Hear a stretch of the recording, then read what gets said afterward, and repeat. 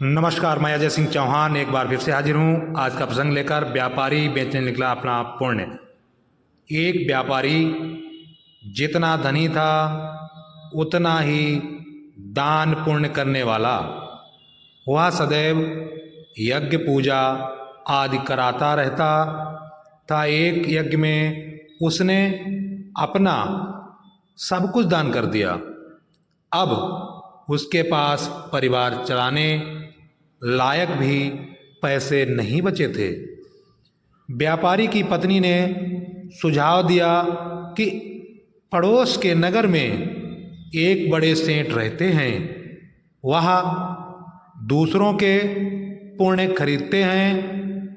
आप उनके पास जाइए और अपने कुछ पुण्य बेचकर थोड़े पैसे लेकर आइए, जिससे फिर से काम धंधा शुरू हो सके। पुण्य बेचने की व्यापारी की बिल्कुल इच्छा नहीं थी, लेकिन पत्नी के दबाव और बच्चों की चिंता में वह पुण्य बेचने को तैयार हो गया।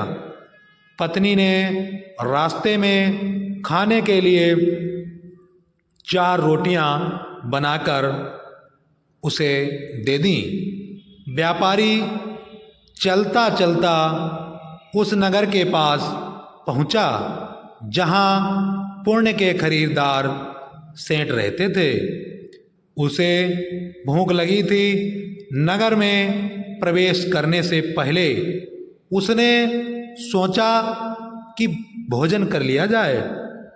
उसने जैसे ही रोटियां निकाली, एक कुतिया तुरंत के जन्मे अपने 3 बच्चों के साथ आ खड़ी हुई।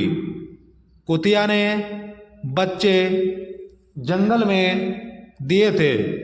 बारिश के दिन थे और बच्चे छोटे थे, इसलिए वह उन्हें छोड़कर नगर में नहीं जा सकती थी। व्यापारी को दया आ गई। उसने एक रोटी कुतिया को खाने के लिए दे दी।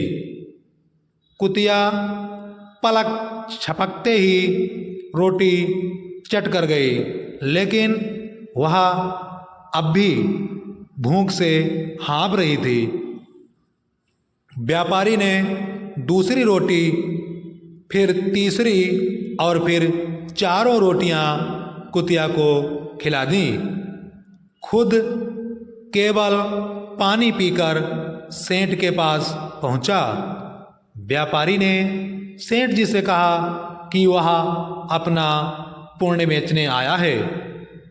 सेठ व्यस्त था। उसने कहा कि आप शाम को आओ। दोपहर में सेठ भोजन के लिए घर गया और उसने अपनी पत्नी को बताया कि एक व्यापारी अपने पुण्य बेचने आया है, उसका कौन सा पुण्य खरीदूं। सेठ की पत्नी बहुत पतिव्रता और सिद्ध थी। उसने ध्यान लगाकर देख लिया कि आज जो व्यापारी ने कुतिया को रोटी खिलाई है, उसने अपने पति से कहा कि उसका आज का पुण्य खरीदना, जो उसने एक जानवर को रोटी खिलाकर कमाया है, वह उसका अब तक का सर्वश्रेष्ठ पुण्य है। व्यापारी शाम को फिर अपना पुण्य बेचने सेठ के पास आया। सेठ ने कहा, आज आपने जो यज्ञ किया है, मैं उसका पुण्य लेना चाहता हूँ। व्यापारी हंसने लगा। उसने कहा कि अगर मेरे पास यज्ञ के लिए पैसे होते तो क्या मैं आपके पास पुण्य बेचने आता। सेठ ने कहा कि आज आपने किसी भूखे जानवर को भोजन कराकर उसके और उसके बच्चों के प्राणों की रक्षा की है। मुझे वही पुण्य चाहिए। व्यापारी वहाँ पुण्य बेचने को तैयार हुआ। सेठ ने कहा कि उस पुण्य के बदले वह व्यापारी को 4 रोटियों के वजन के बराबर हीरे मोती देगा।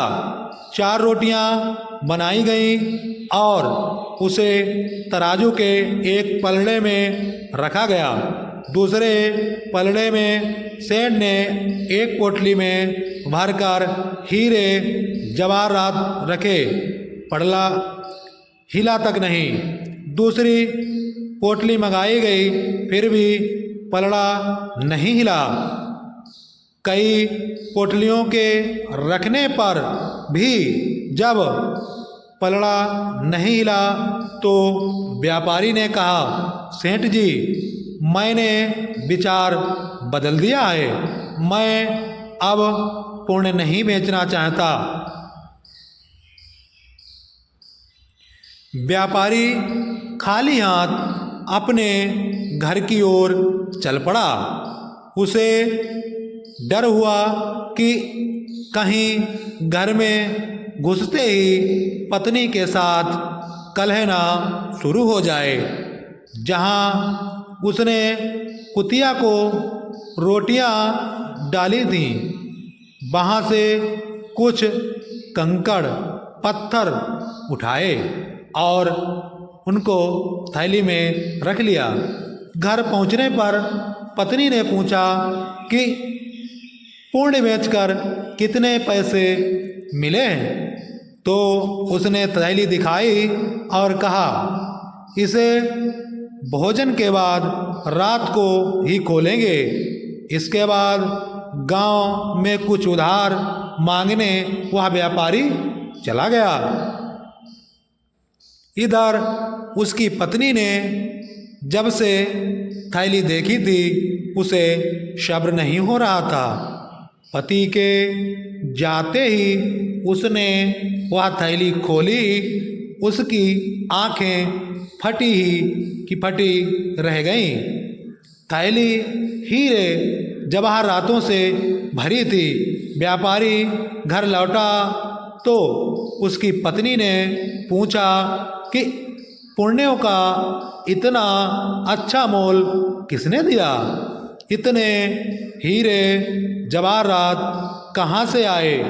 व्यापारी को अंदेशा हुआ कि पत्नी सारा भेद जानकर ताने तो नहीं मार रही, लेकिन उसके चेहरे की चमक से ऐसा लग नहीं रहा था।